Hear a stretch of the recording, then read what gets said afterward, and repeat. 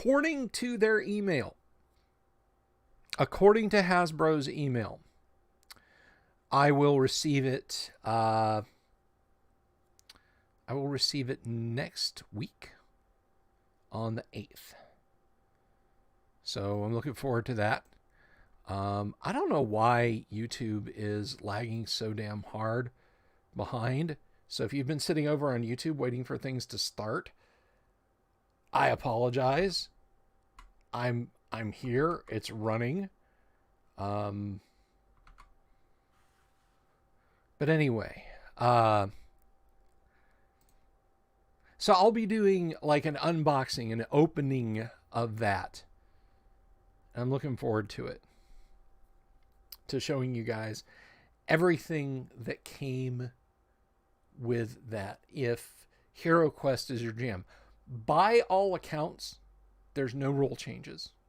Like, warts and all, it's Hero Quest. It's just slightly updated. And I know this is one thing that I did talk about when I talked about it before. The dungeon dressing pieces, weapons racks, chairs, tables, barrels, that sort of thing. In the old set, they were cardboard with plastic connectors to hold them together. In the new set, they're all resin cast or injection molded plastic. So you get everything like that, which means that it's not all ready to go right out of the box. You'll have to paint it. But then you had to assemble it before. So, you know, if that's a deal breaker for you, then I totally get it. But I bought in. I couldn't help it. I bought in. Hello, IR. Good to see you.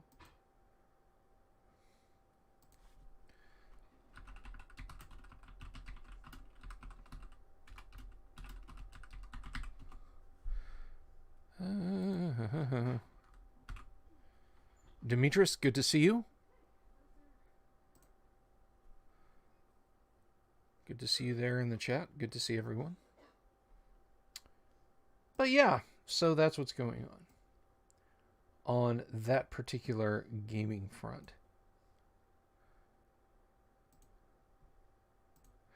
You know, I saw something the other day. This popped up on Facebook, and it's gotten a little bit of traction around different gaming groups. And I wonder, let me see if I can find this here. I'm loath to open Discord because of how badly behaved it's been lately.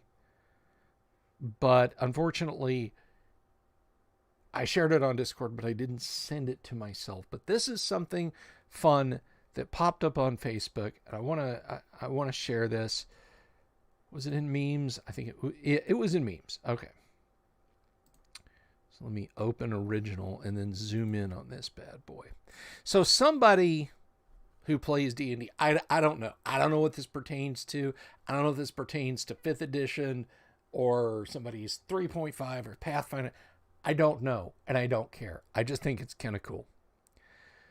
So they took something in to Staples to have printed, something tabletop role-playing game, D&D specific, printed. And this, they got it, and then they got it home, and they say they got this note. And this is what the note says. You've come into Staples to pick up your dungeon map. The store is brightly lit, and the scent of new carpet still lingers. Your party veers right towards the print and marketing center to gain said map. You notice a woman with a bleached mohawk behind the counter, a smile hidden behind a black mask. You pay the $3.15, a small sum compared to all the gold you've acquired along your adventures. Bidding adieu, you head out of the store, finding 7 zombies and 8 skeletons standing between you and your means of transportation. Roll for initiative. So they say they got this in the thing that they got printed for D&D at Staples, but they didn't realize it until they got home. I don't care what D&D you're playing.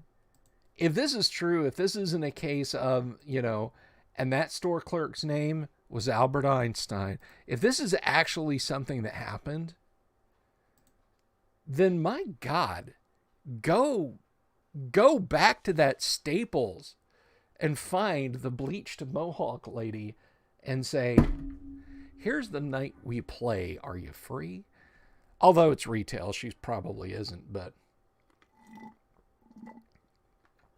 I mean, that's a gift from the heavens to your table right there. That is amazing. I have kind of a funny, like, mirror universe story of that. I took something to Kinko's to get printed. I guess they're owned by FedEx now. I still say Kinko's. Passerby says, I want to believe. Same. I want to believe. But yeah, I still, like, mentally, when you think, where can I get something printed? Kinko's. Well, there are no Kinko's anymore. And if you Google, like, where's the nearest Kinko's? You mean FedEx Business Center. That's whatever. But anyway, I always lusted after the SGI that was sitting behind the counter at Kinko's. I could very clearly see it. It was an SGI Indie, and it had this cool OpenGL 3D screensaver on it. I was thinking, well, there sits a $10,000 computer I'll never have. But anyway, I went to Kinko's once upon a time and got some stuff printed. And the dude that did the printing was very into D&D.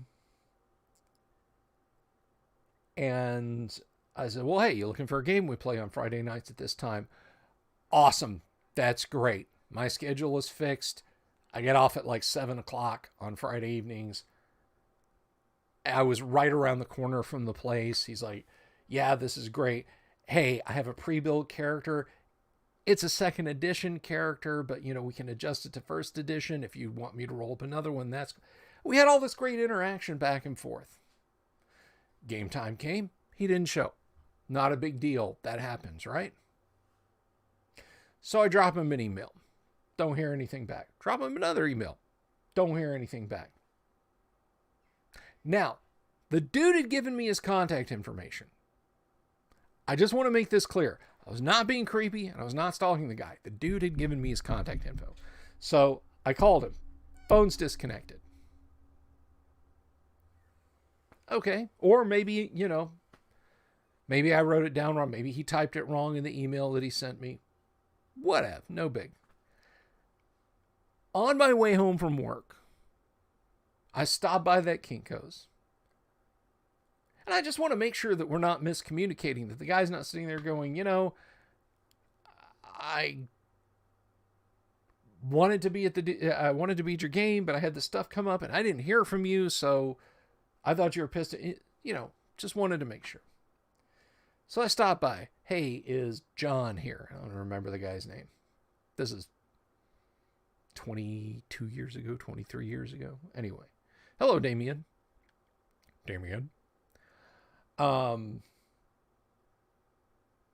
So yeah, I stopped by. Yeah, is John here? No, he quit. He hasn't worked here in like number of weeks equal to literally the last time I heard from him. Okay.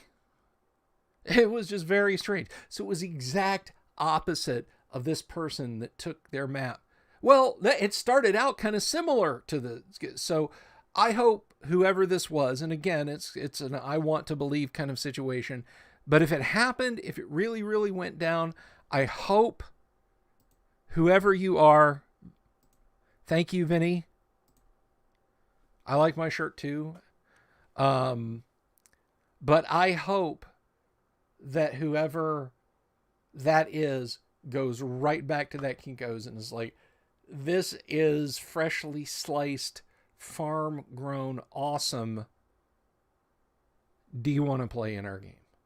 Regardless of what game they're playing.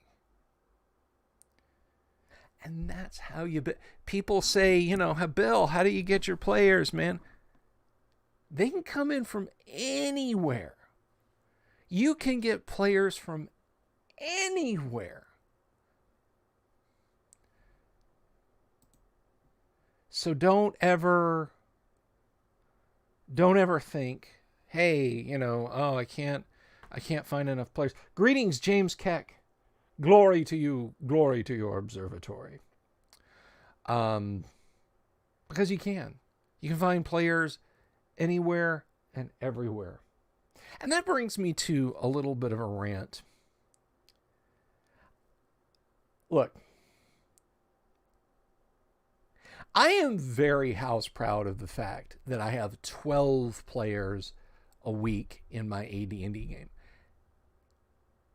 I have had a 1 week high of 15. Of the 3 people that joined to take it to 15, one of them had a work situation that, like, they're like, yeah, I want to play, crap, work. And I totally get that. And the other 2 are like, oh, wait, yeah, we have to plan our wedding. So something completely understandable. You know, I'm not over here like, plan your wedding. What the hell? You were in my D&D game. It's all good. I get it, right? But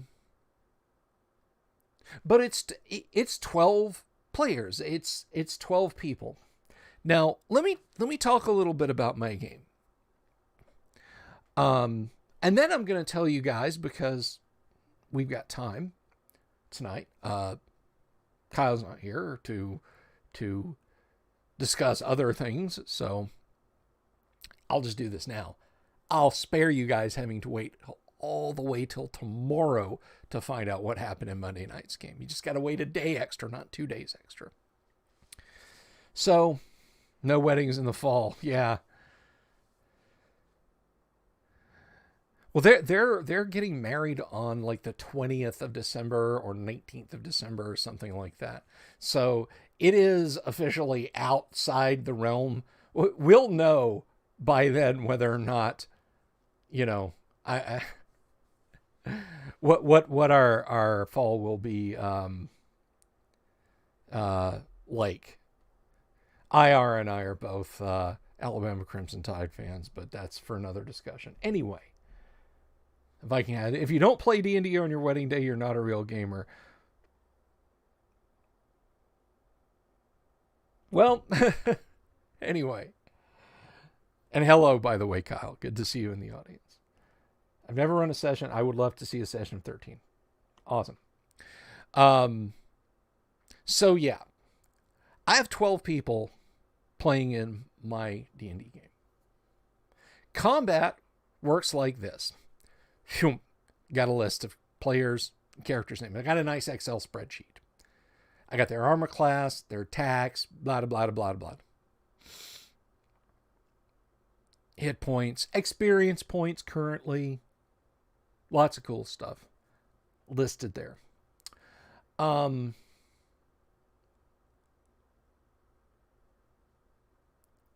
I go to, during encounters, I go down the list. And I say, Aurora, what's Petra doing? Dan, what's Etho doing? James, what is Brand doing? Jeremy, what is Rabindranath doing? Ray, what is Feanorf doing? Shelby, what is Alinder doing? Tracy, what is Kane doing? Mark, what is Grindel doing? Jeff, what is Logan doing? You know, just down the line like that. All right.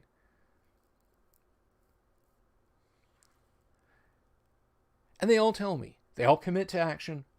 We roll initiative. Combat kicks off accordingly. And each one of them act. If they hit, I have them roll damage. And I mark off damage for the monster. If they miss, on to the next. And we just go through like that.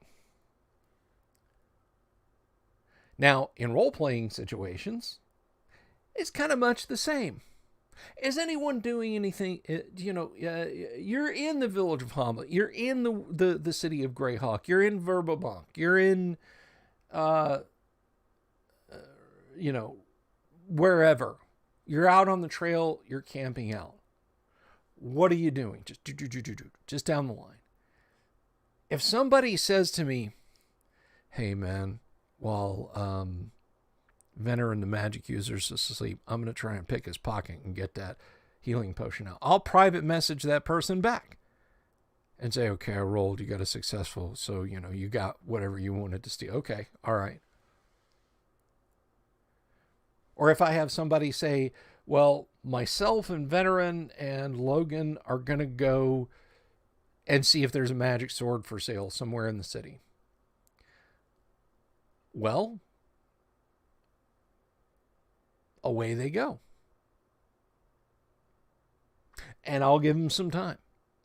And then I'll jump back over to the other folks. I'll say, okay, while you guys are shopping, while that few minutes of bargaining and bartering and back and forth was going on, you guys staying at the inn. Let's see. Was there an interesting encounter there? No, but tell me if you're doing anything. And I keep my players engaged. Thank you very much. This may just blow people's minds. This may be just beyond anyone's ability to understand. But yes, I do run 12 people in an AD&D game. And I do keep them engaged. And no, some of them aren't just sitting there zoning out and not really there. A warm body in a chair, but not really paying attention to the table.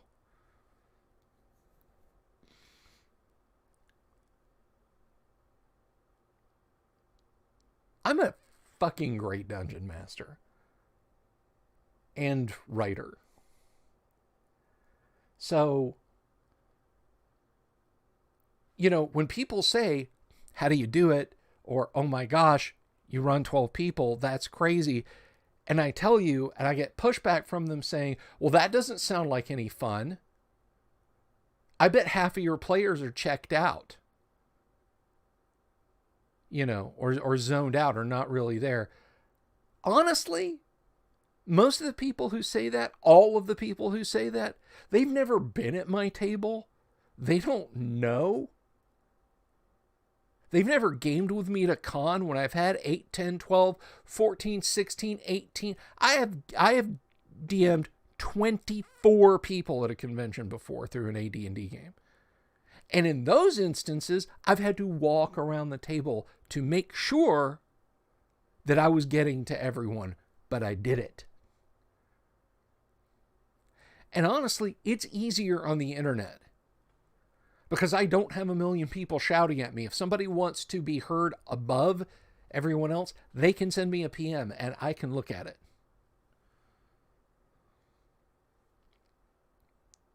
And as far as, oh, well, you can't, somebody's not going to be all there.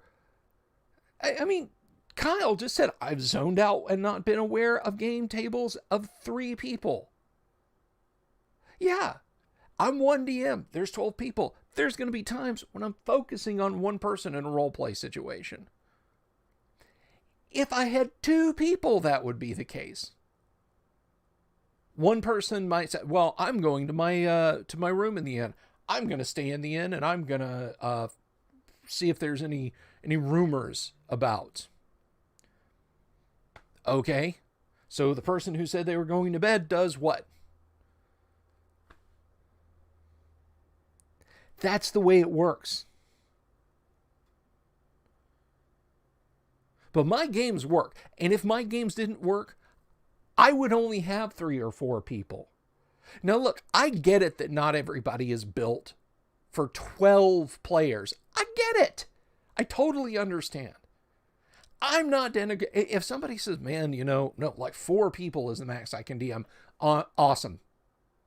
That's great. It's a tough, DMing is an art. Okay? And you do art the way that you're comfortable. You express yourself the way that you're comfortable. I would never say you don't have enough players. I tease people about it, okay? I say it as a joke, as just a little jest. But if somebody says, yeah, I've had this 2-year running game and it's me and 2 other people, kick ass. That's great, man. A campaign lasting that long for any game, that's great. But people, and I get it. It's not, sometimes it's not meant with malice, but a lot of times people are like, yeah, your game probably sucks. Up yours. You don't know my game. You don't know my players. If they didn't like it, they'd be gone. Let me tell you about my game. I have corporate professionals in my game. Okay? I have people whose refrigerators are worth more than my house in my game. If they didn't have anything better to do, if they thought my game sucked, they'd leave. They could go do other things.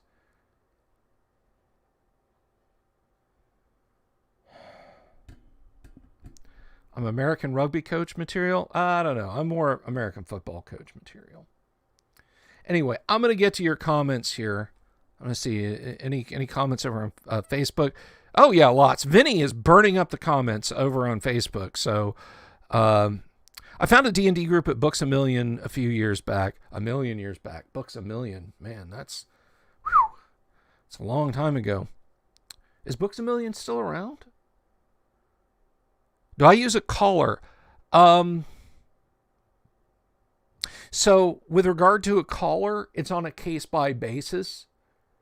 If the party says to me that they're going to have a caller, then I do that. Otherwise, I just get the actions from them as I go down. Arneson had 15 or 20. I know Gary sometimes ran 20 and 30 person tables of people that were traveling through Lake Geneva just to come and play D&D. But then Gary also played extensive campaigns with just him and Rob Kuntz at the table. Just them. If I watch Secrets of Blackmoor, you'll see his running game about 15 or which was normal gameplay, sure. And I'm not going to turn people away. 15 was quite the amount of players, but if somebody's looking for an AD&D experience and they can't find it anywhere else, I'll be more than glad to help. So let's back over on YouTube though. That is what I call American football. Okay, passerby. Let's see. So Volcano God asks, first of all, Demetrius says, I've never run a session over 6 people. I would love to see a session of 13. Volcano, how do I handle the order which they act in? Okay, so this is an interesting question. This is a good how to DM kind of question. In role play, it's the order I go down the list. And if I missed you the first time, I'll get you on the second time. In combat, it depends on what they're doing. It's charges, melee, charges, unarmed combat, grappling, and pummeling. Then it's missile fire, and then we go by spell length. Missile fire and melee and spells go on opponent's initiative roll. So if the party rolls a 4 and the monsters roll a 3, 1 segment spells go in the 3rd segment. So it literally depends on what they're doing in the given round. But missile fire will go first. And missile fire includes arrows, crossbow bolts, sling stones, and thrown weapons. Grenade-like missiles, javelins, spears, darts, rocks, bottles, sticks, hurled words of invective. People I know that say they'd either play selfishly or have been in tables with selfish players. They want to be on the spotlight all the time. I think there could be some truth to that. I definitely think could be some truth to that, Demetrius.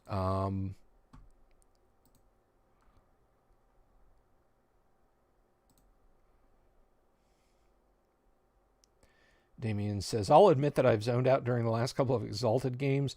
Decided to get involved with the trouble solving of the session despite my character only having an average intelligence. Yeah, but an average intelligence in Exalted puts you at like godlike intelligence in D&D. I'm just a good enough DM to keep to keep everybody engaged and to keep bringing the wowie zowie. Nobody gets down. I don't let them get down.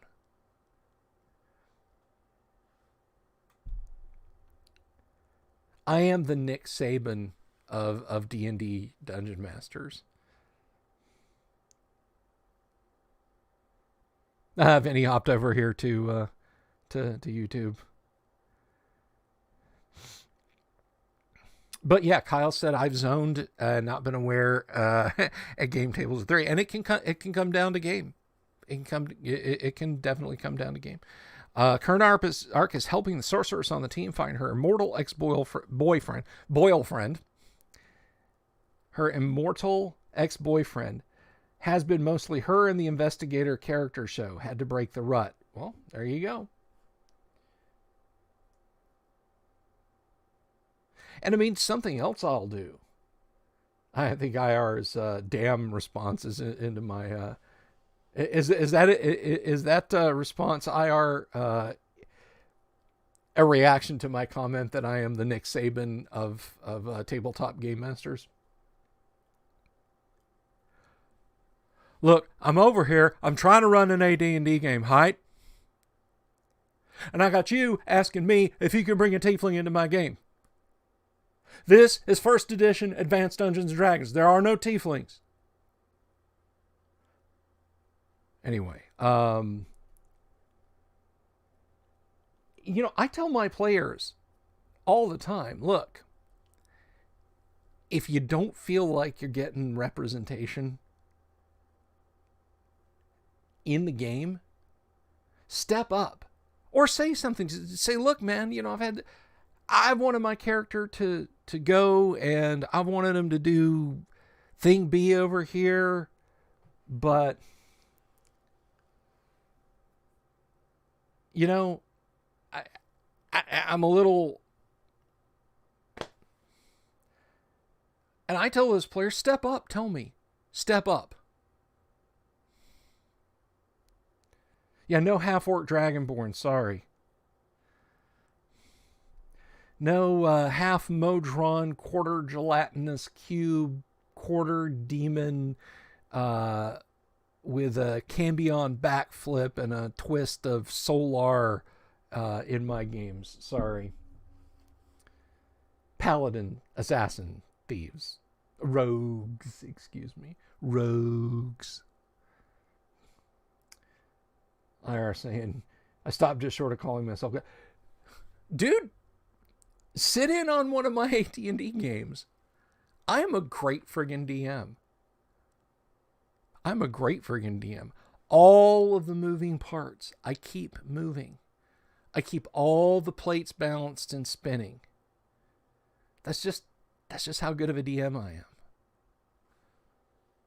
am. I'm done with the humble humility thing, man.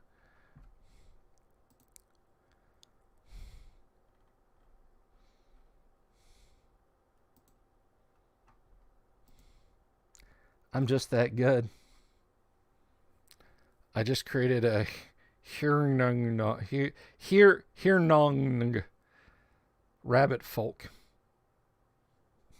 Rabbit season, duck season, fire. Oh no. This time, wait till you get home.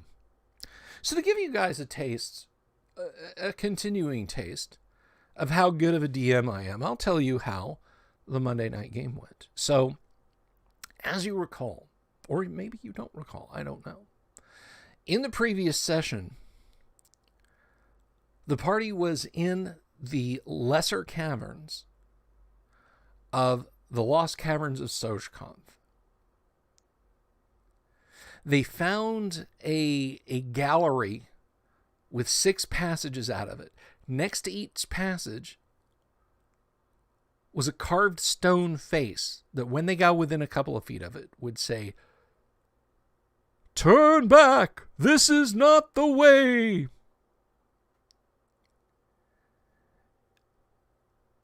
And they noticed that there were gemstones in their mouths.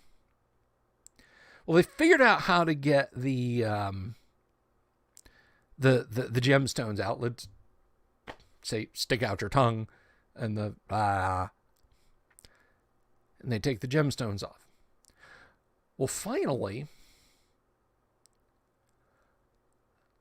when they were asking the faces questions, they basically asked the faces to tell the truth. And the lower right-hand most carved face, tunnel leading due east out of this chamber, responded with, "The others are false. I guard the only true passage," or "I watch the only true passage." So they said, "Aha." And they went down that passage. Now, they very quickly found themselves in a huge natural gallery full of cave bats. Any light, any sound would set these things off, battering at the party.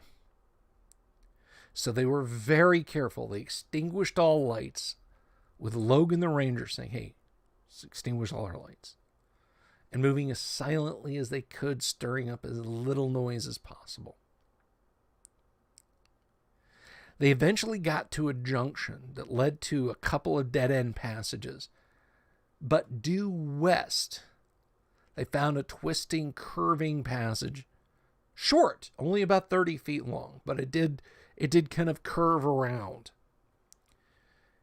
And it showed them a bend in an underground river that emptied out into an underground lake to the north.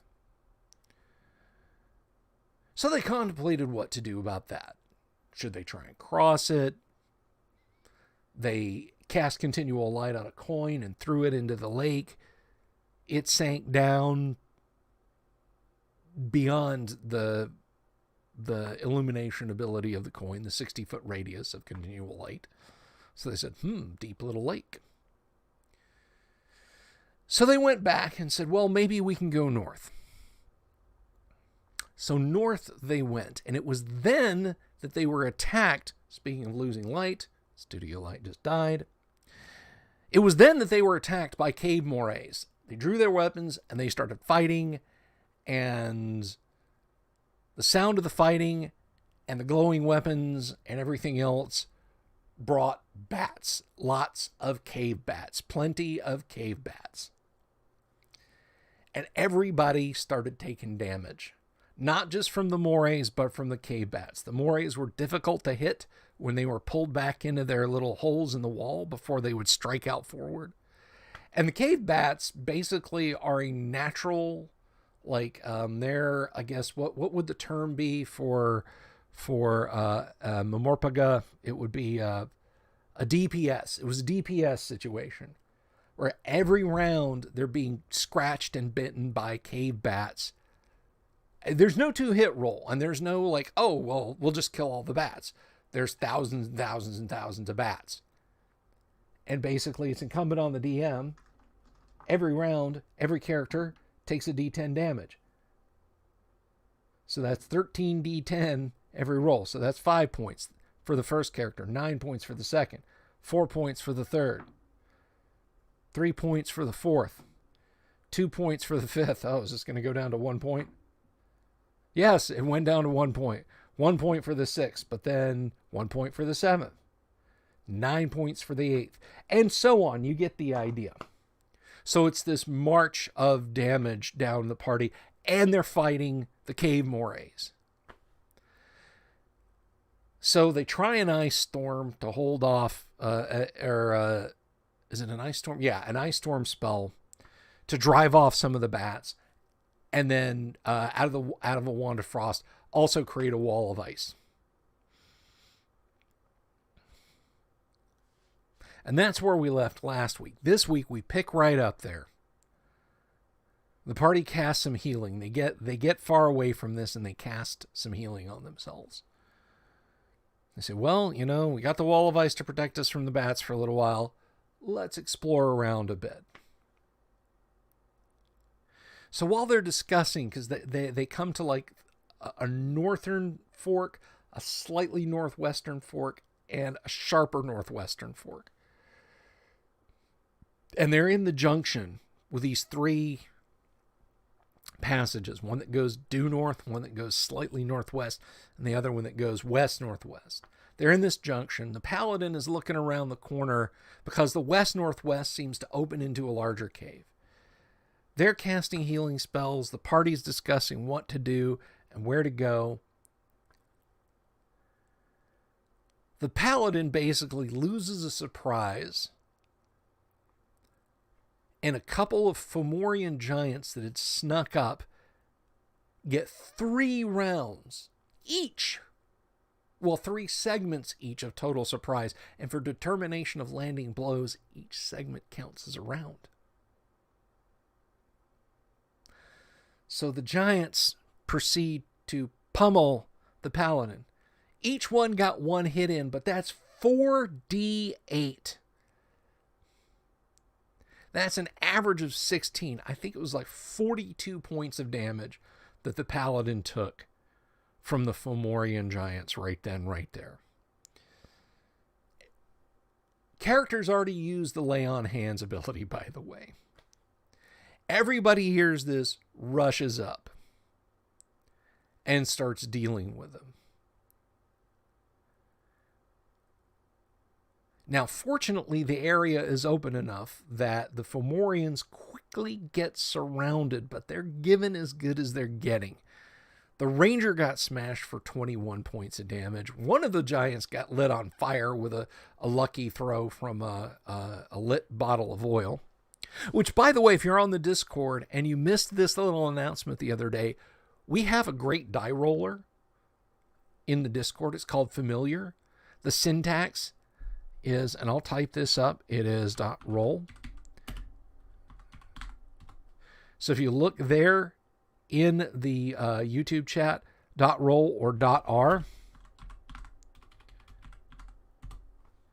and you can add to it.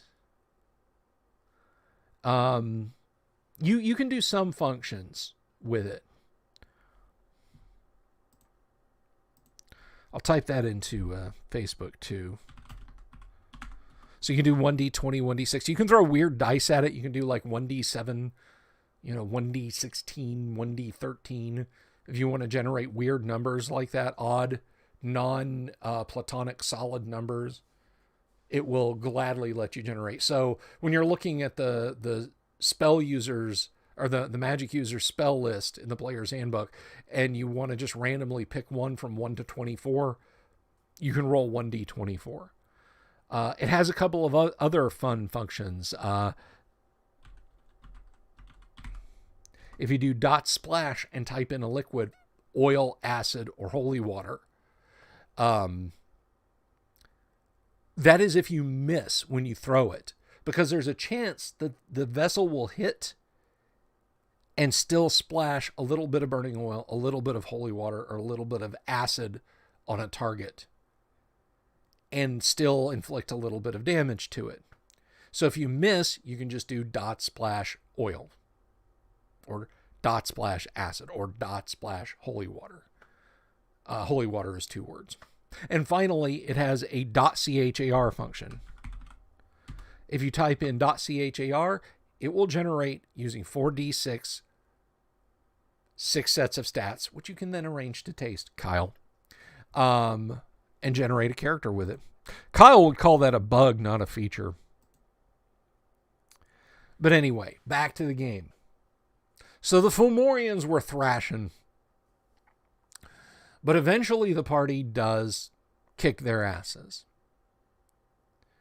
And they go searching around the Fomorians' loot, as it were. And they find like 1,356 gold pieces, a couple of ivory elephant tusks worth, I think it was 1,000 gold total. A magic cloak, which is going to become very important. Well, they didn't know it was a magic cloak. They just found 2 fine cloaks and a pair of boots. And it's at this point that they decide, yeah, those Fomorians punched out all of the paladin's blood. We need to leave now. The paladin gets a potion of healing poured on her, and they get the heck out of Dodge. Back down the tunnel whence they came. They wait for the wall of ice to sublimate and disappear when its magic disappears, and extinguish all their light sources, and quietly make their way out of the cave. Back to the gallery, the entrance gallery, and then back outside, putting down Daern's instant fortress, growing Daern's instant fortress, and going inside and collapsing on the floor.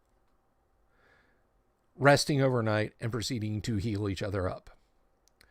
Now, the bard was undamaged, at least I think the bats and the morays did some damage to him. But as it had been a day, he undertook to employ his lyre of building to create more buildings outside the caves as a redoubt for the party to go back to, so they wouldn't necessarily have to use Daern's instant fortress again if they didn't want to. And Calvisur, the non-player character magic user who's with them, Calvisur had previously, for the last couple of hours, been sheltering in the horse paddock and was glad to have a nice little stone-walled, slate-roofed, and wooden-shuttered cottage built like that, courtesy of the lyre of building. A small one, granted, probably not much bigger than my studio here, which I know you guys can't see, but it's like 11 feet that way and 9 feet that way. But I mean, hey, you know, it would be really cozy, but 8 or 10 people could be in this room if it was sans furniture. Probably more like 8 with all the furniture. And as far as sleeping, I don't even know. But the point is, lyre of building created a small stone cottage next to the horse paddock. And they spent a couple of days resting up, healing up. But during that time, they said, well, let's cast Detect Magic. One of the cloaks and the boots. I was so proud of our bard. I was so proud of Jeremy running Rabindranath. He says, I can identify those things. Or I can at least try. Well, magic boots and a magic cloak are items that are usable by a bard. So he rolls the percentages. Just gets enough to identify the boots. The boots are boots of dancing. So, like, those are cursed. Set those aside. The cloak is a cloak of poisonousness. And the bard, for reasons I don't understand yet, the bard is like, I'm going to keep that. He jokingly said he was going to give it to Feanorf. Ray, the guy who plays Feanorf, was not available that evening. So he was quiet and in the back. And this is something else. By the way, this goes back to, what do you do? Players that can't be there, if the party, like if they're at the game on day 1 and they adventure, they fight, so on and etc. They're not there day 2. If there's enough of them who are absent, or if the party elects to quit the dungeon and come back later in that same session, those characters stay outside, but I don't run them as non-player characters. They say, okay, we'll keep an eye on the vanguard. And unless the players really specifically, like, could you please, James couldn't be here, could you please have James cast Cure Seer's Wounds? And it's memorized in his repertoire, I'll allow that. But no combat, no buff spells, no, I'll make a brave last stand while you guys flee. And I don't know. No. So if the party quits the dungeon on day 2, they stay out. And then when they come back on day 3, they can rejoin the party. They can go back in the dungeon and find them and rejoin them. So the 3 players that were not able to be there on this past evening, they stayed back. Oh, wait, let me see. Well, 3.5 players, or 2.5 players.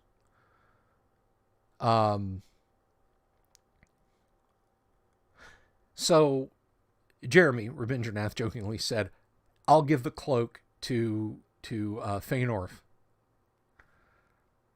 Yeah, I'll give it to Ray. So Ray, you've got a magic cloak, put it on. Which would have been an evil act. He knew that, but he was kidding. But he did keep the cloak. So the party says, well, look, it's a silly place up to the northeast. We could get killed. Day 3, you find out the rest of the party died in the cave. Yeah, that's when the core of the party becomes the people who weren't in the dungeon and everybody else has to roll up new characters. And if that happens here, that's going to be a sticky wicket, right? So the party decided that the Northeast was a silly place. Although they did go back and search one more time using true seeing and searching carefully for secret doors. Didn't find anything. They memorized silence 15-foot radius. So they couldn't make any noise to stir up the bats. So 3 characters with infravision. Well, 2 characters because one of the players wasn't there. 2 characters with infravision, one from a ring of infravision, the other with natural infravision.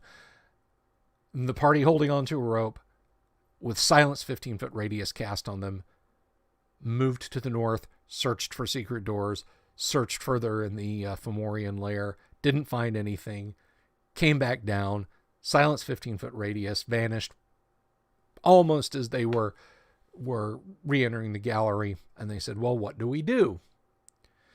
So they said, well, let's try the southeasternmost passage in the gallery. Now, those of you that have played Lost Caverns of Sojkonth, don't spoil it for everyone else. So they proceed down these tunnels. The thief, Cain, says, I have my ring of invisibility. I'm going to move silently into the cave. The rest of the party is going to stay in the tunnel. I'm going to move silently. You say there's a few weapons scattered on the floor? Yes. Well, I'm going to move silently in there and see what I can see, because there's a little place you haven't shown us on the map. This is on Roll20. I'm using the Fog of War effect. There's a little place on the map you haven't shown us. I want to move. I want to be very careful and move around there. No problem. So I roll his move silently. And it's pretty good. He's a 7th level thief. It's pretty good. It wasn't that. I rolled an 05 there, but it wasn't that during the game. It was like an 87 or something. I said, you go to take the next big step. You are invisible, but you go to take the next big step, and you're not sure if your bootlace catches or, your heel drags or something on one of the weapons, but there's a big clatter as you send him scattering. You ever do that? You try and step over something in the bedroom at night and your foot catches on it, and it's just this comedy of Dick Van Dykean proportions as you stagger around, trying not to make any noise. That's what's going on. Boom, boom, boom. Stepping out from around the corner that he was going to look, Clay Golem. The party knows about Clay Golems. They know all too well about Clay Golems. Golem proceeds to look around. Can't see the thief. Thief's right in front of him, but thief is invisible. He casts haste on himself as the thief is turning around and running. The party says, okay, we're getting ready. The magic user, Dan's magic user, Etho, is like, I am leaving, I am turning, and I am running away. But some of the rest of the party is standing ready.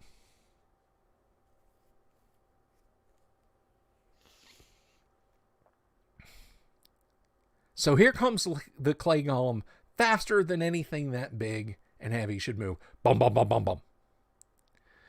And they're getting ready for battle. Now, folks, this is that beautiful, magical place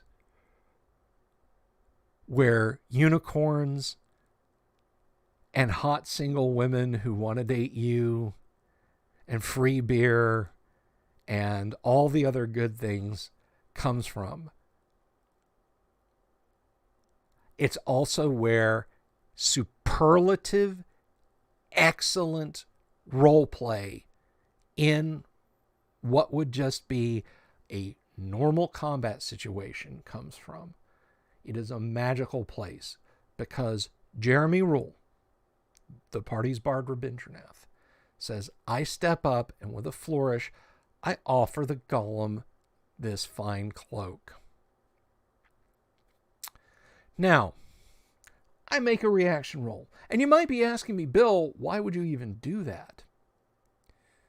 Golem is non-intelligent. But just a second. Chaotic evil golems are possessed by an evil spirit, which most assuredly is intelligent. So I make a standard reaction roll. 25. Negative, mostly negative. But here's the thing. Here's the thing about that reaction roll. The golem stopped and snatched the cloak out of the bard's hand and swung at the bard and missed. It didn't make 2 attacks. Its hostile, arrogant action was to snatch the cloak away. The party then proceeded to retrograde maneuver as quickly as possible because Etho had turned around and dropped a wall of ice right after that. He puts up a wall of ice between the bard and the golem, and the party ran like hell in the round. The golem now doesn't get an attack on retreating party members. All it can do is bash at the wall of ice, which is 17 inches thick, floor to ceiling, wall to wall, of solid, like ice 3. If you know your chemical, you know, if you're good with your chemistry and cryonics, you know, it's very solid ice, stone hard ice. And it proceeds to beat on it. And of course it's cracking it and, pieces are flying off. The party's not sticking around to sit around and watch this thing make snow cones. They flee. It has to spend its time bashing through the wall of ice.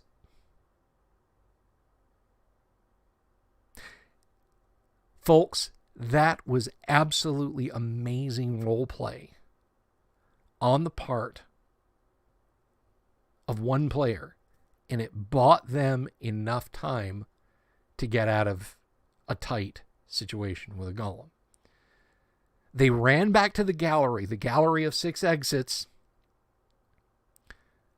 And that's where we left. That's where we left for the session. Now, you guys tell me if that wasn't some brilliant role play right there. In the middle of combat, actual role play. ROLE. It was a thing of beauty. It was such a bard thing to do. Now, you might be asking me, Bill, what if it was like a 99? I would have said the thing takes the cloak, makes kind of a laughing sensation. Golem's got no lungs. It's not going to make any noise. And then puts the cloak on. But that's still a delay. It takes the cloak, 1, puts it on, 2. It wouldn't have even got a swing on the bard. The cloak wouldn't have affected it. Remember, a golem is only affected by transmute rock to mud, move earth, dig, and I think earthquake. Those are the only spells that affect a clay golem. But it would still have stopped it. It just would have stopped both of its hasted actions. So now it spent its day's haste of 3 rounds beating through the wall and trying to chase the characters down. Now they have a fighting chance. Now they might potentially beat this thing. That was some absolutely amazing gameplay. I'm going to go back to the football analogy there that passerby said, my American rugby coach. I'm so proud of my team. They just executed an absolutely perfect snap roll, 4 verts look off for a chunk play. And I cannot do anything but applaud them. It was brilliant. I doff my DM's hat to them. If they'd stuck around and said, okay, it's going to put it on, it should drop dead. They didn't wait. They didn't stick around. If it dropped dead, it would have been behind them, and they would have heard a calamitous thud as the thing fell. They didn't stick around to see if it was going to happen. They walled it off, they contained the threat, and they got the hell out of Dodge. Now, what happens this week? Coming. That's anybody's guess. But, guys, for that moment, you cannot convince me that that was not some of the best, most amazing game. God, I wish you guys could have been there for that. It was so good. It was so brilliant. So I'm going to look at your comments now. So I got some comments in effect.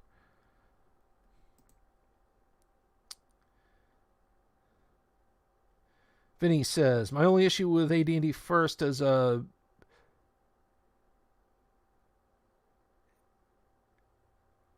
second level magic users only get one. No, second level magic users get 2 spells. Get 2 first level spells. First level magic users only get 1 spell. But first level magic users can throw darts. They can throw flaming oil, aka the mundane man's fireball, and I'm sure that Kyle, if he's listening, will tell you how awesome that is.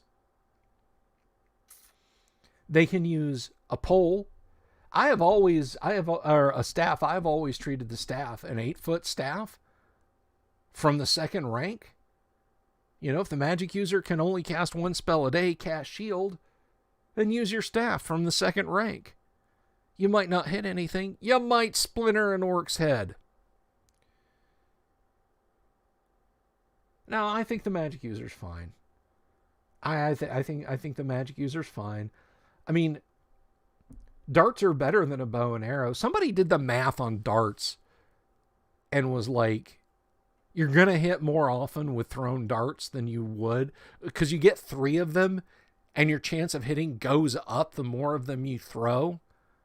So with darts, you're actually doing better than if you had a sword.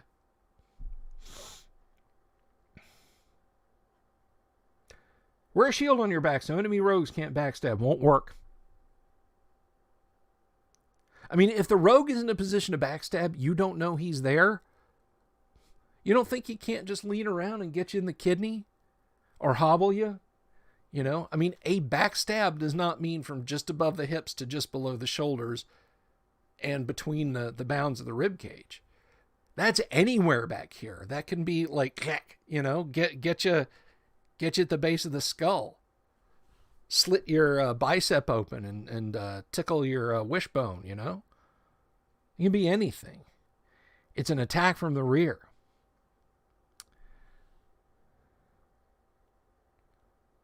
Let's see. I pick pocket the idea while you are looking with my +3 dex. Yeah.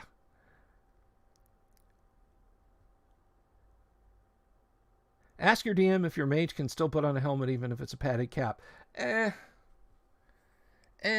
mean, non-metal armor, if you're just talking about like a leather cap, like a Ushanka or a pilot's cap, or just a conical leather hat, sure. I mean, it's not armor, but it's not like just having a bald pate. It can be like Peter, oh, what's his name? I can't remember the actor's name. I'm going blank here. Help me, guys. Played Merlin in Excalibur, the John Boorman version. Peter, cannot remember his name, but Peter Nicol. He wore that metal skull cap. God, that thing must have been murder on set. Just like sweat, just like pouring down. Oh my gosh. Are you able to recover darts? Yes.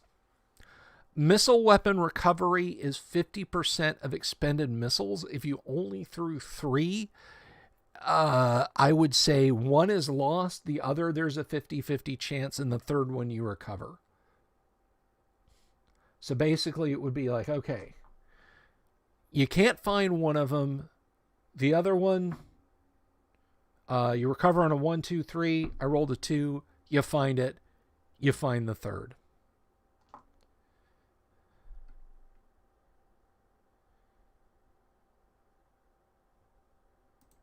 Demetrius says, I watched Spine of Night after your recommendation a few days back. It was amazing. Good. I want to see it. No spoilers, please, on that, guys. I want to see Spine of Night. Saw the preview. Looks awesome. Yeah, it does. Peter Falk, I'm thinking, sorry, one more thing. I loved it.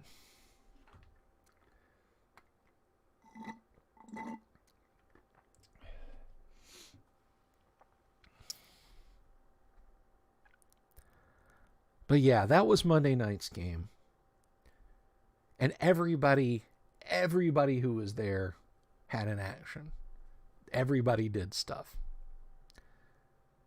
You had the paladin detecting for chaos. You had the cleric healing people. You had the magic user with that incredibly helpful wand of frost. You had the other magic user with magic missiles. Oh yeah, there were magic missiles being thrown around. Let me tell you what.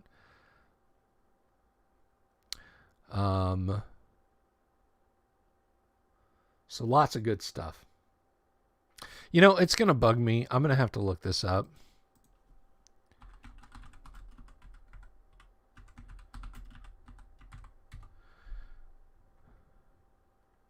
No. It's not. It's...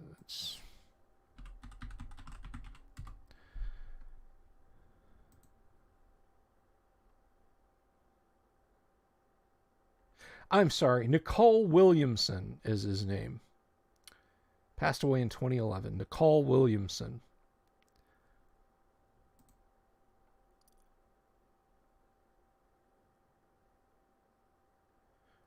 He was married to the beautiful Jill Townsend in 1971.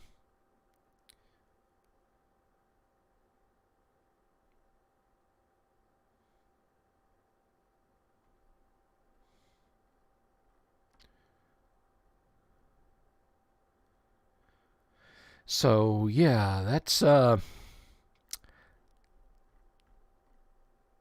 was the Monday night game. That's my terrible DMing of 12 people. Well, to be fair, I cheated because 2 people couldn't make it, so I only had 10.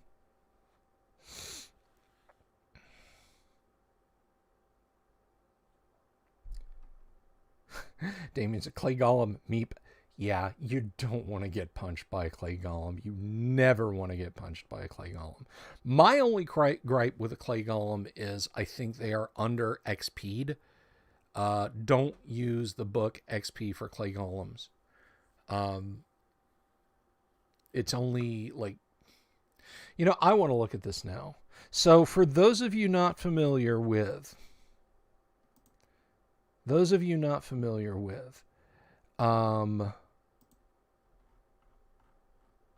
you don't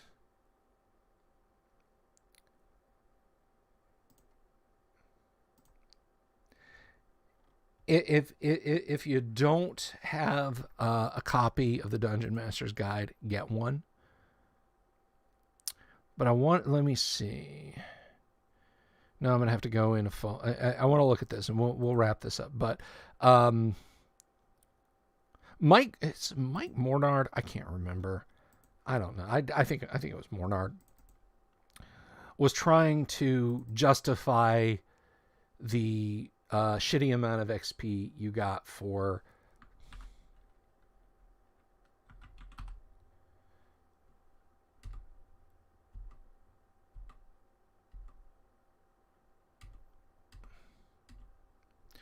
let's see. So if you look under Clay Golem in the Dungeon Master's Guide, 3,600 XP.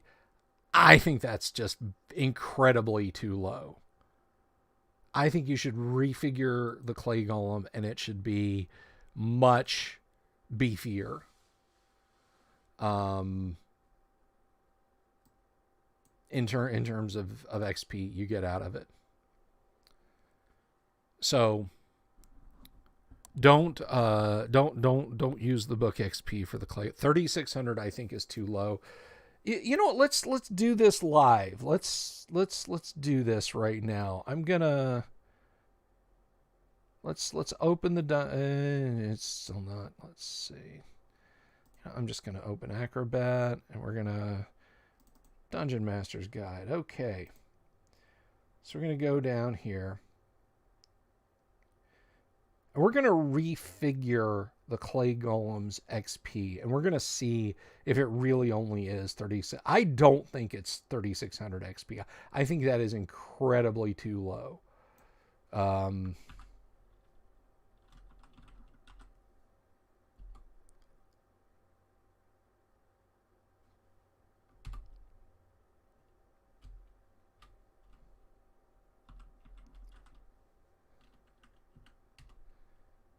Okay, so here we go.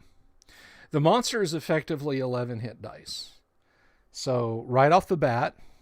Oh, and if you want to follow along here, we're on page 85 of the Dungeon Master's Guide. One of my favorite illustrations, because David S. LaForce redrew that illustration in my Dungeon Master's Guide. He took gold and black ink and did that illustration again in my DMG overleaf. I'm forever grateful. Thank you so much, Mr. LaForce. So let's see. Let's fire up calculator here. Where is calculator? There is calculator. All right, so we have 1,300 XP. Oops, 1,300 XP. The Clay Golem has 50 hit points. So that's 50 hit points times 16 XP per hit point.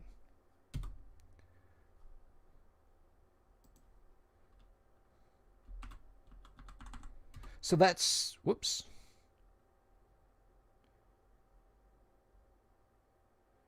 That is, let's see, 1,300 plus 800. So that's 2,100.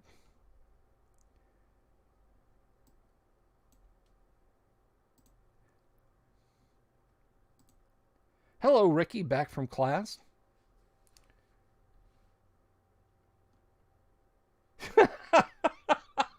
You can make up for the low XP of the Clay Golem by including a locate plant scroll in its treasure. Oh, there you go. Hell, that just fixes it. What's the Clay Golem doing in the dungeon? Looking for moss. Looking for moss.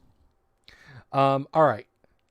So let's keep going here. So once per day for 3 rounds, the Clay Golem can haste itself. That is an exceptional ability. Typical special abilities. 4 more attacks per round? No. Armor class 0 or lower? No. Special attacks? Yes, but we're going to come back to that. Special defenses? Hell yes. Hit only by special and or magical weapons? Hell yes. Exceptional abilities. Energy level drain, paralysis, poison, major breath weapon, magic resistance, yes. Spell use, yes. Okay. So this is per each, not total.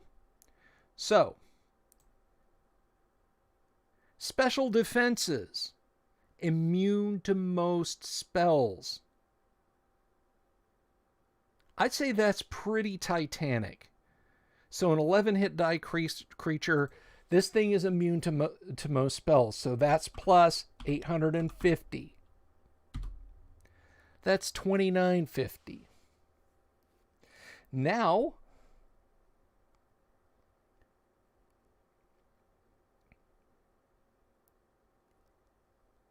it engages, or it can only be hit by special weapons. That's another 850. That's 3,800. It casts spells. That is 1,200.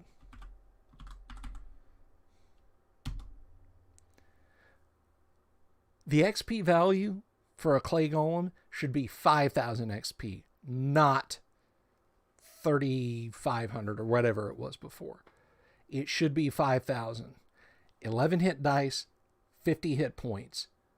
Immune to most spells. Uses magic spells. Oh, I forgot. It has that horrible damage can only be cured by a cleric. So let's go ahead and give it, let's see. Let's give it another 700 XP. So 5,700. So 11 hit dice, 16 hit points. Damage that it doles out can only be cured by a cleric of 17th level or better.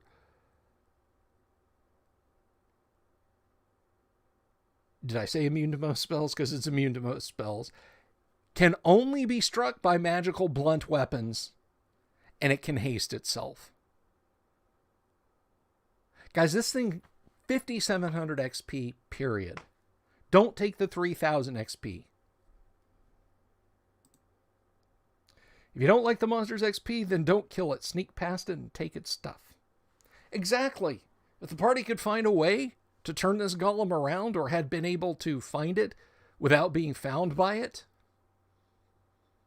leaving it to hell alone would have been the thing to do. Now they've got it in front of them. They've got it to deal with. But as far as, if you... I'm talking about from a DMing standpoint, though. It's the DM in me that thinks that, strike through the 3,500 and note 5,700. Exactly so. It is 2,200 XP light of what it should be. How do you kill it? Okay, so I hope none of my players are watching right now, or if they are, they're not going to metagame this. So let's see. Let's open Monster Manual. Yo, Mr. Sylvie, I got your monster listings. Monster Manuel, because, oh boy. It's very funny in my head. All right, let's look at the golem. We'll wrap up with looking at the golem. They're precious. Wrong golem. Sorry. Like, of all the golems, guys, clay golems. Why clay golems? Why not flesh golems or stone golems? No, you had to throw a clay golem in there. All right. So clay golems.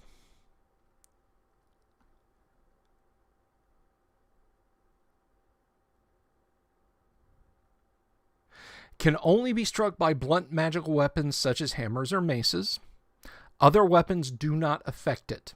Spells do not affect it, except as follows. Move Earth will drive the golem back 120 feet, 12 inches, and inflicts 3 to 36 hit points of damage. I guess that 12 inches could be 120 yards out of doors.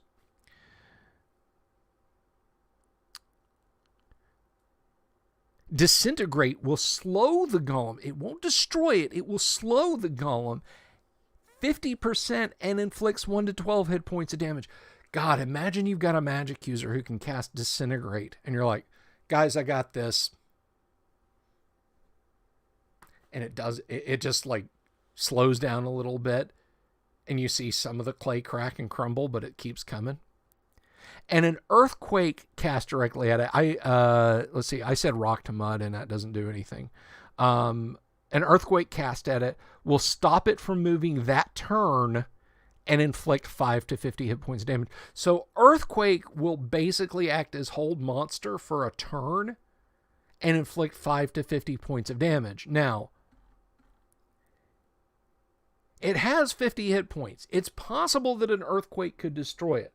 But if we grab 5d10 and we consider the average, we'll just throw 5d10. We'll just say we had a party that was lucky enough to be able to cast. So there's 10, 16, 23, 26. Exactly half of its hit points. Almost exactly half of its hit points. Slightly more than. So your one Earthquake spell cracked it, broke some pieces off. But at least now you've got 10 minutes to get away from the son of a bitch. If you don't have magic maces and hammers. If you do have magic maces and hammers and flails and spades and all that stuff that's magical, go to town. Beat the crap out of it.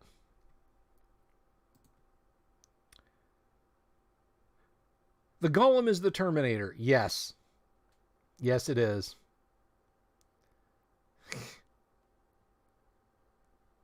Okay.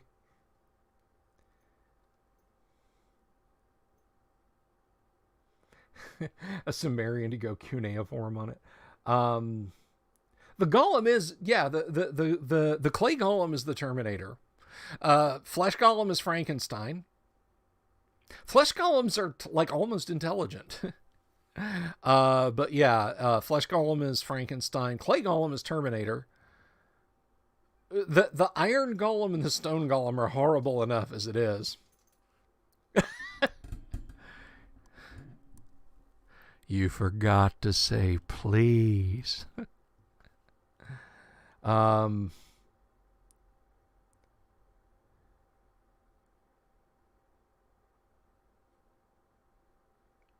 Does first edition have cannons? Yes, it does, Damien. Yes, first edition AD&D does have cannons. And I will tell you all about it. We talked about this a little bit before when we talked about the 6 guns and sorcery section. This is on page 112 of the Dungeon Master's Guide. Is where it starts. But weapons from... I just went blank. Weapons from Boot Hill in AD&D. Let me see.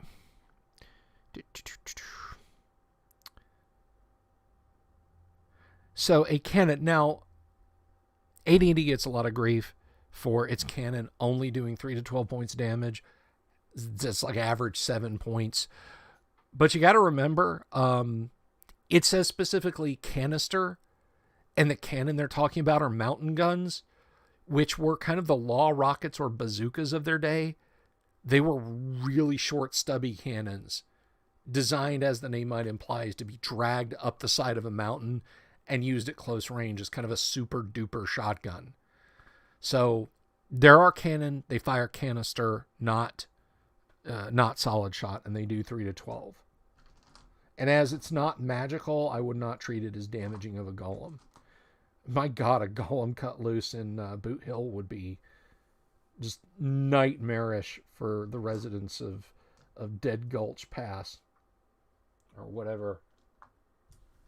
Where is that D4? Did I get shorted a D4? No, I didn't. It was hiding. So yeah, your cannon on average... I just kind of taught through those there. That's 5, 9. Yeah, 9. That's slightly above average. But again, that's grape shot. Now, dynamite does 4 to 24. A possessed clay golem sounds so much perverse. Oh, don't even get me started on those adamantium golems in Baldur's Gate 2. Just a big middle finger from the devs, those were. You know, 9th and 10th level fighters. 1, 2, 1, 1. So-and-so rolls a 19 and hits for 0 damage.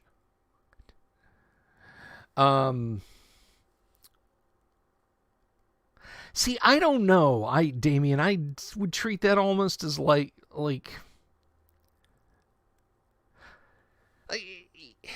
If I was feeling Monty Hall enough to allow enchanted cannonballs, I might treat that as a blunt enough weapon. But I tend to think like grape shot would be like arrows or darts.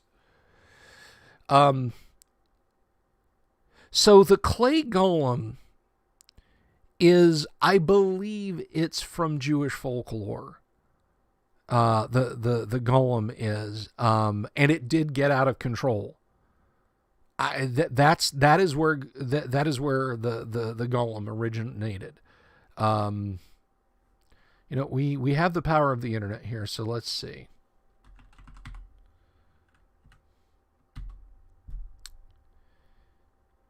Yeah, okay, here we go.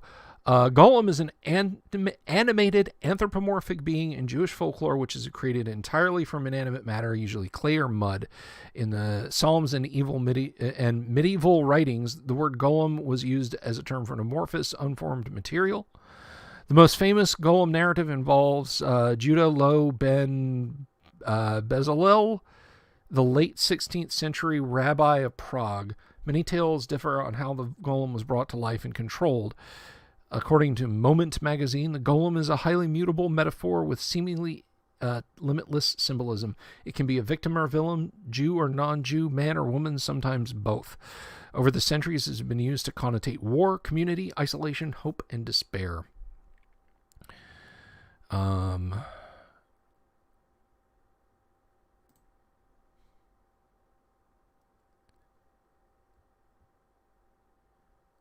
Let's see. The theme of hubris. The existence of the golem is sometimes a mixed blessing. Golems are not intelligent, and if commanded to perform a task, they will perform the instructions literally. In many depictions, golems are inherently perfectly obedient. In its earliest known modern form, the golem of Chelm became enormous and uncooperative. In one version of this story, the rabbi had to resort to trickery to deactivate it, whereupon it crumbled upon its creator and crushed him.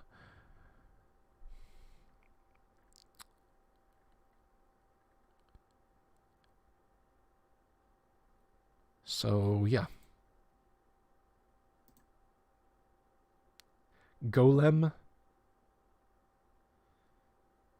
This is a Clay Golem of Boot Hill. Sounds like riffs. Could be.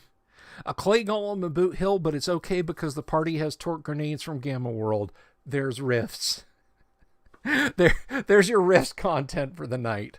A Clay Golem in Gamma World, but the party deals with it using grenades, torque grenades from rifts, and they happen to have some blasters from the downed starship in S3.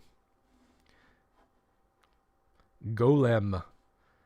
Is that Golem? Is that right, passerby? Golem. The myth of the golem is the basis for Superman. That's interesting. That's fascinating.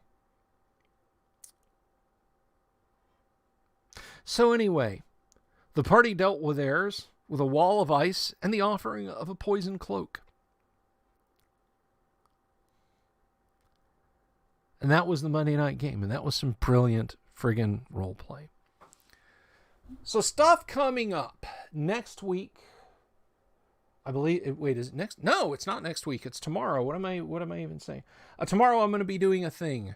I don't know if the thing is a surprise yet, but it will be another stream thing. But I'll let you guys know with more details that I find out.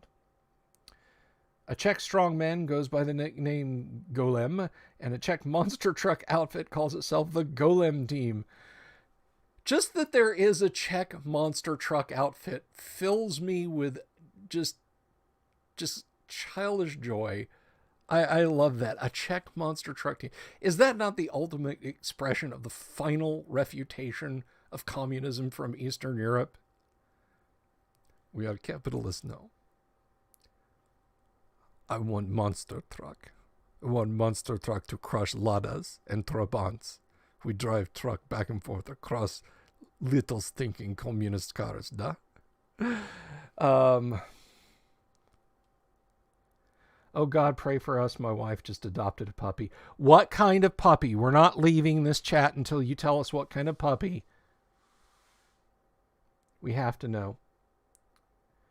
Damien says, speaking of rifts, some of the newer books added Magitech powered armor. Downside is, while inside you can't cast spells, but you can use your spell points to power the built-in spells. Interesting. I know nothing about Rifts, so I played just a little bit of classic Rifts with Volcano God, and it was fun. But he's a great DM, so you know he was running a really good game. A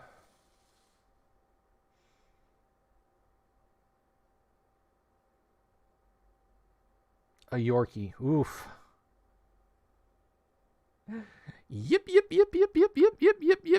Get used to that. Just get used to that. That's sweet, though.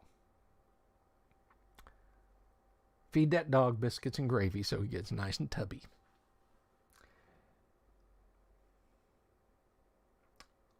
Anyway, so tomorrow evening, I will be on a thing for a little while, briefly, for just a bit. But I don't want to spoil the details unless I can spoil the details. I will find out from whom it is upon whose thing I will be appearing as guests. But until such time as I find out, I don't know. Tomorrow during the day will be your normal Bratcast, when I will be talking back again about AD&D stuff.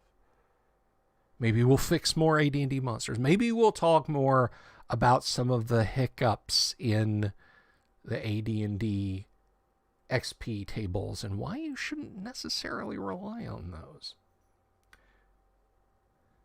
A great name. See, you've both ends of the spectrum.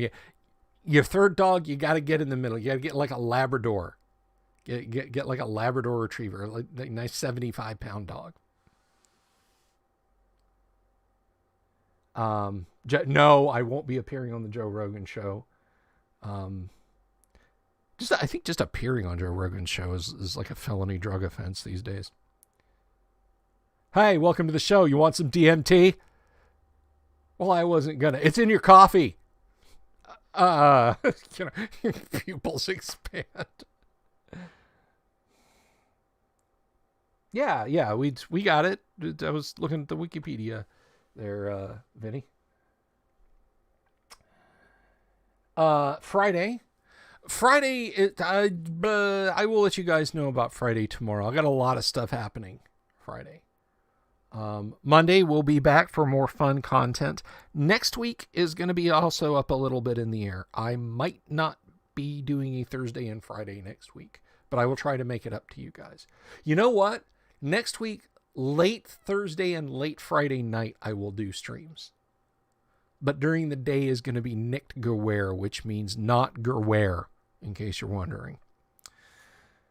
And then, of course, next week during the regular week, Monday, we'll have a live stream. We'll talk about fun stuff. Nitro, this is not the way you transport Nitro. Monday will just be your standard, bog standard, normal Monday madness. Tuesday, we're going to play AD&D on Tuesday, guys. I think I got the camera issue fixed finally, once and for all.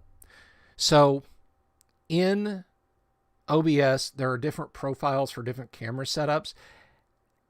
I went and I just flushed out all the profiles. And I started with 2 profiles now. So I've got one for streaming to YouTube and to Facebook straight out of OBS. And I've got one for streaming to YouTube and Facebook, but using Discord as my camera source. I had like lots and lots. I had like some for mini painting and some for this, some for that, some for the other. Did you just say Wild Wild West was a good movie? Did you mean to say TV show? But anyway, so yeah, next Tuesday will be D&D, live D&D gaming during the day, our little lunchtime AD&D live stream. And then Wednesday, Kyle will be back in the studio. And we're going to have a lot of fun. Jack says, I miss this week so far. Now this too. Oh, Jack, I'm sorry, buddy. I'd have loved to have had you here, man. Lex Luthor forged a golem of his own by collecting matter from the heart of the universe, molding it into a humanoid form and giving it life and consciousness. That is a very comic book thing. That is an extremely comic book thing. I'm surprised Marvel didn't pick up on that first. And I think Marvel kind of did the same thing, like with cosmic cubes. I think Galactus was basically like the Big Bang happened, and then there was Galactus. Like the first things in the universe were a cloud of matter expanding outward faster than the speed of light. Explain that. I can't. Scientists won't. And Galactus. And Galactus is going, shit, y'all, I'm hungry. Lex Luthor went Galactus. So, yeah. Next Wednesday, Kyle will be here back in studio. We're looking forward to that. Fixing all the rights, righting all the wrongs with classic role-playing games. We'll fix that up and talk shit, and we'll make fun of you and your favorite game and our own favorite games, because that's what we do. But we'll have a lot of fun. I don't want to go. You guys, it's like I got a big audience. Well, a relatively large audience. Time is relative.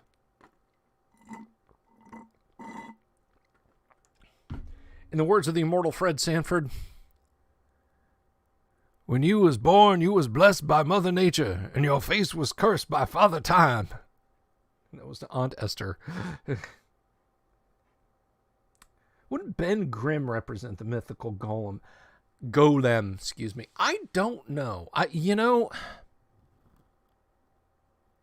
No, I'm going to say the Hulk. I'm going to say the Hulk. It really, the Hulk fits the golem myth. You're going to take the fourth D6 off. Just going to whip that fourth D6. Just whoosh. No fourth D6.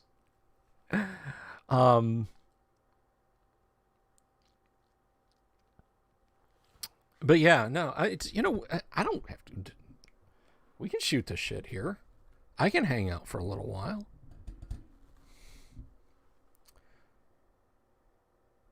I don't know enough about. I know Grey Hulk was a thing. I don't know enough about. So this is what I know about the Incredible Hulk. Of course, the TV show and the comic book from this. The comic book starting back in the 60s, but comic into the 70s and TV show. But I never read the Hulk comic book. I knew about She-Hulk because She-Hulk was there for adolescent eye candy. Hey, she's green and she's like the Hulk, but she's not like berserker crazy like the Hulk. How she got made. But my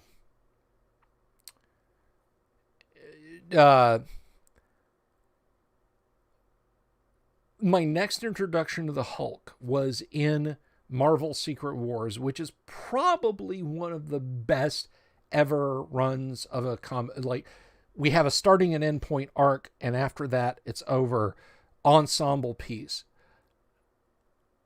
And when Hulk was in that, I was like, whoa, Hulk is intelligent. Hulk has Bruce Banner's intelligence. How is that happening? How is that even a thing? What the hell? So I didn't know about that. And then at some point after that, there was a green Hulk and a gray Hulk. And the gray Hulk was like, he was stronger, more powerful than the Hulk, if that's possible. And I say if that's possible. If you read Secret Wars, you might remember one of the best issues of Secret Wars was the Avengers, X-Men, and Fantastic Four, and Hulk and Spider-Man.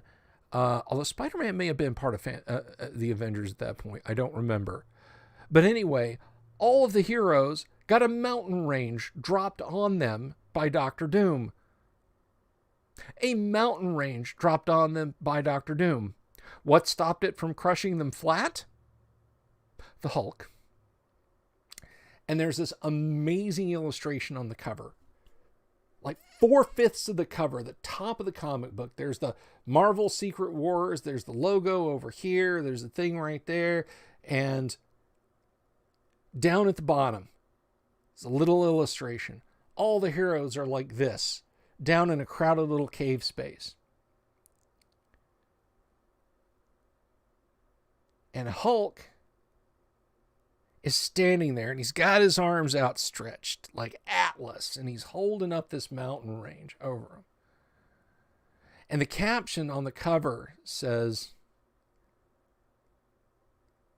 "Under 200 million tons of rock stands the Incredible Hulk." And then down at the bottom of the page it says, "And he's not happy." I thought that was like one of the most badass things in the world. That was like one of my favorite comics. And they like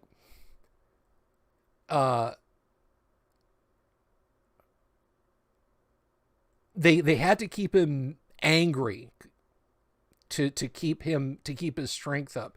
So like when he would talk about like how heavy it was,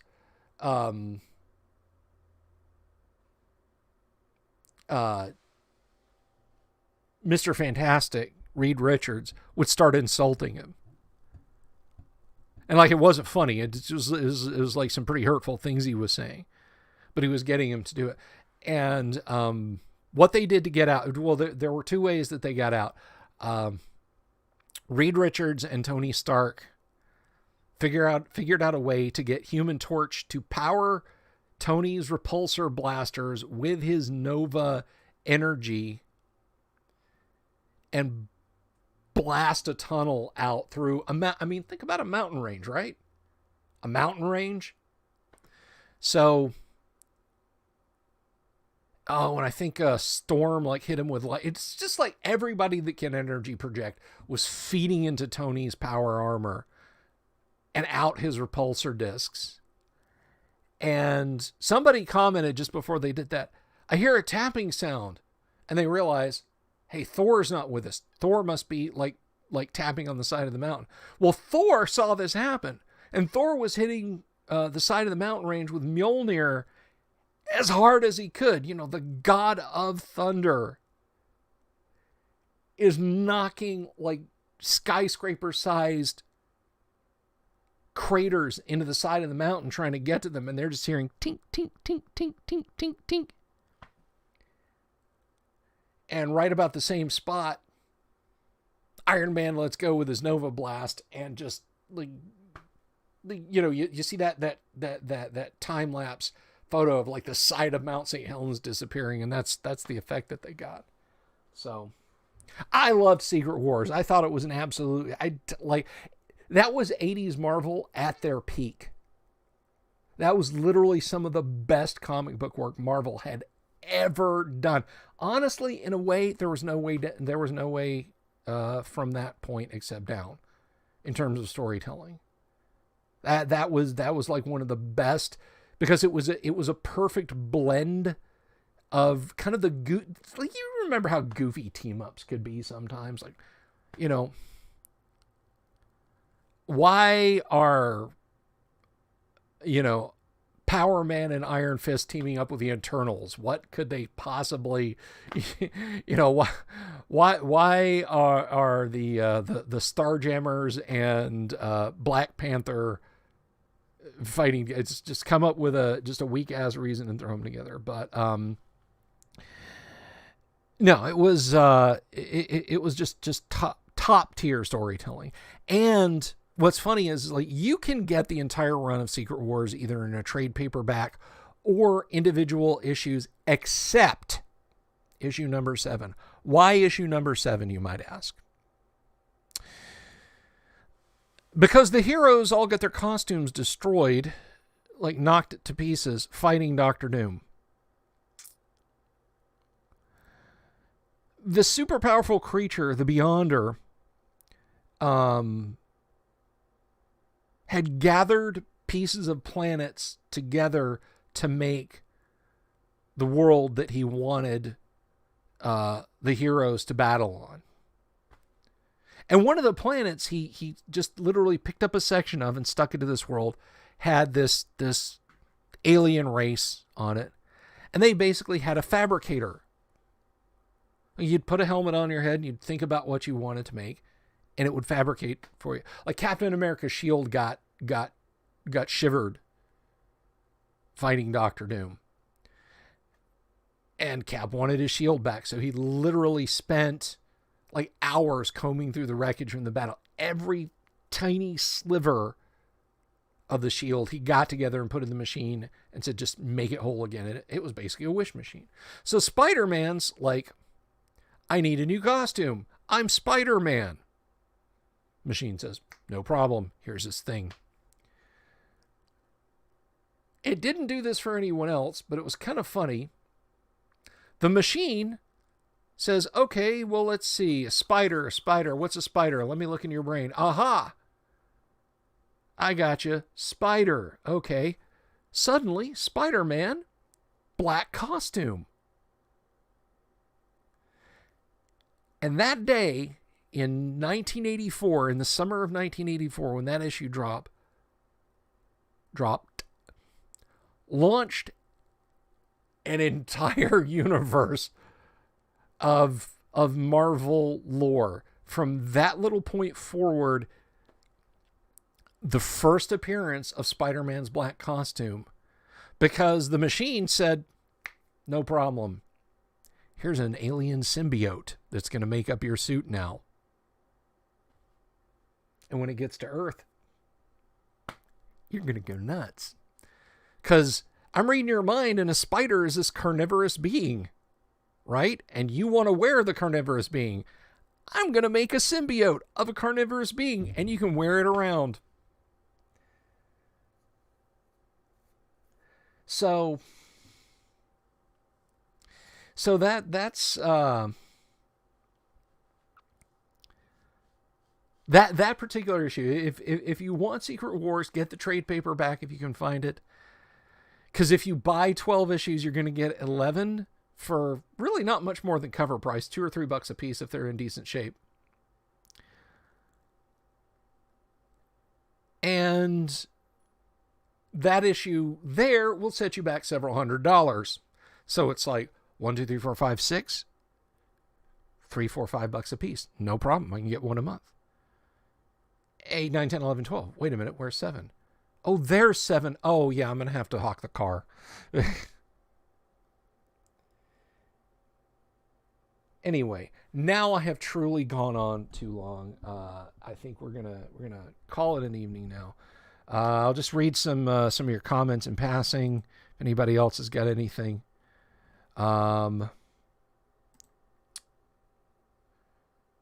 remember Secret Wars, but I don't believe I read all the books. It's good. You should read it. The Hulk would be a flesh golem. Golem, excuse me. Gray Hulk is smarter than Savage Hulk, about average. I was conflating Gray Hulk and Savage Hulk by mistake. The Gray Hulk wasn't dying from a virus. I know there were lots of different Hulks. There's the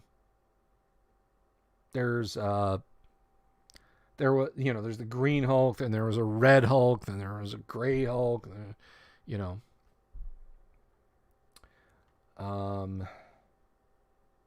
That Thor example of mountain carving is a good example of how to run gods in D&D. There is no character same strength abilities that could do what Thor is. He's a god and the characters aren't. Well, if you look under deity abilities and deities and demigods, it's pretty clear that, like, even if you get a character who through by hook or by crook gets an above 18 charisma, for example, they still don't get the awe power. Like, they do not have an aura of divinity about them. They're just that much more convincing and attractive.